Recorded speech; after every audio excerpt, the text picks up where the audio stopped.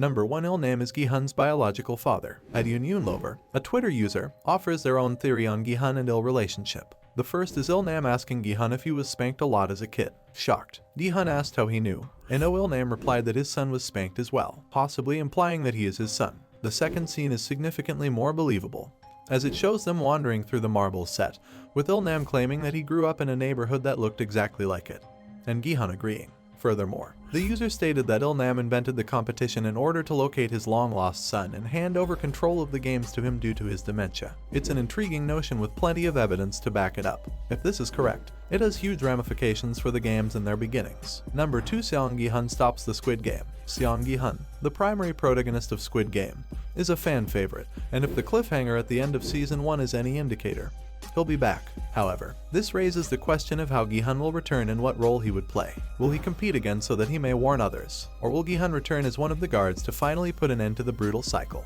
After all, it worked for Hwang Junhos, so Gi-Huns to dismantle the system from the inside makes reasonable. It's a stretch, but Gihun symbolically dyed his hair red at the Season 1 finale. Some have speculated that Red Hun's hair signifies his desire for vengeance, while others have suggested that the dye job represents him beginning again. It's also possible that Gihun will choose a red card, making him a competition worker. Number 3 Squid Game goes international. If Squid Game teaches us anything, it's that lethal games are a worldwide phenomenon loved by the wealthy. Maximum Range, a Reddit user, raises an interesting argument concerning a passage of speech from one of the VIP members, implying that the rivalry is enjoyed on a global scale. The games this edition have been excellent. One VIP comments, while another adds, "The contest in Korea was the best. If the games aren't worldwide, why mention Korea?" It's worthwhile to investigate the possibility that the competition exists in other countries. After all, no one knows how far the VIPs with their wealth and influence are willing to go. Other countries outside of Korea may be featured in the upcoming season. Going abroad,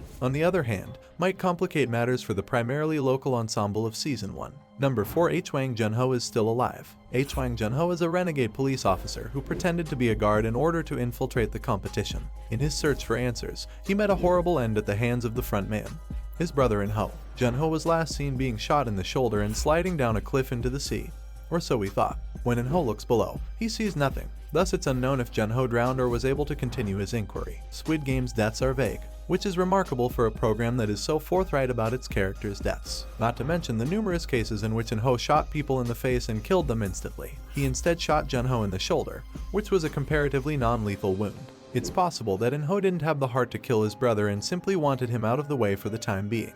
Hwang Junho's fate, however, is still unclear. Number 5 Season 2 will be a prequel. Squid Game leaves so much untapped territory that it would be a disservice not to at least learn how and why the games were produced. The game featured in the show is just one of many that have previously taken place. A frontman prequel, in which he wins the competition through an entirely new set of games, is one of the most popular ideas. More importantly, a prequel season may explain why Ilnam started making games in the first place. While it's difficult to imagine the second season taking place totally in the past because the first season established so many new plot lines, it's feasible that we'll witness flashbacks to the game's beginnings. Number 6 The blue and red envelopes had a greater meaning. Gong Yu's appearance in Squid Game was brief but memorable.